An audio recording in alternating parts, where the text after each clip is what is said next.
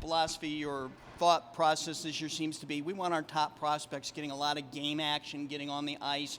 I'm sure that's why you're here right now. Is that the way you look at it, and do you welcome all the ice time that you're getting here in Rockford? Yeah, for sure. I mean, it's definitely different. Started off the season up with the Hawks, and obviously didn't get any games, and so kind of coming down here was a little bit of a breath of fresh air, just kind of having a new opportunity with a new team, new organization, and just kind of being more a part of the team. It seems like kind of getting more minutes, like you said, and having a bigger role. I think that's something that I fit well with, and it's a lot of fun. I feel like you're just kind of, they're allowing me to like play a little bit more hockey. I'm not really too worried about making mistakes, so it's been a lot of fun so far. I'm excited to see where it goes.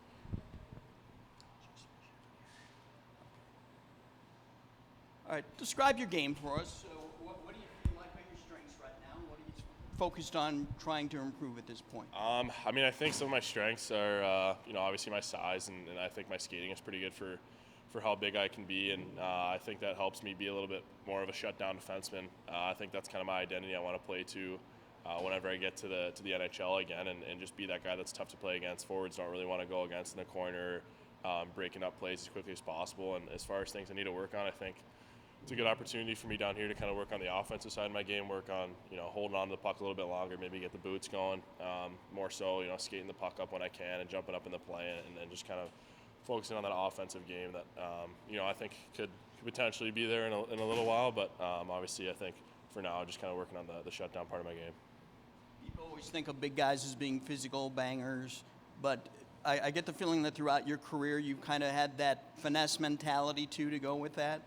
Yeah. I mean, I wouldn't consider myself, a big guy that's gonna be laying, big hits at all like that. I'm not really.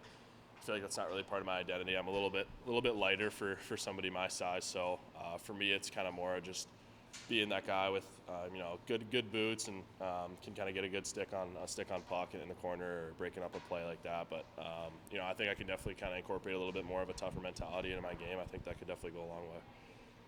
I'm right. Last year, this time you were at Boston University still. Yes, yep. So, I mean, there's been a lot that's happened in a short amount of time for you. And you went to the prospect camp, and then you were in training camp, and opened the season as part of the Blackhawks. So, how much have you already feel like you've absorbed in this short amount of time, especially being up with the Blackhawks for that training camp and brief period there? Yeah, I mean, it was good to be around the guys up there and kind of experience the NHL level of play in the preseason. It was a lot of fun playing with those guys, and you kind of get a taste for how talented guys are up there. It's definitely a pretty crazy thing to experience going against other teams' top lines. It's the best players in the world you're going against every night. So it's an unbelievable league, and for me to be able to get a little opportunity, get a look at that, it's been a like I said, great opportunity. And then for me to come down here, just kind of work on my game, and hopefully everything works out in the future.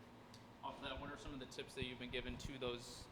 Coach said you're still one of those younger guys as well, but what tips are you being able to give to those new faces in this organization as well?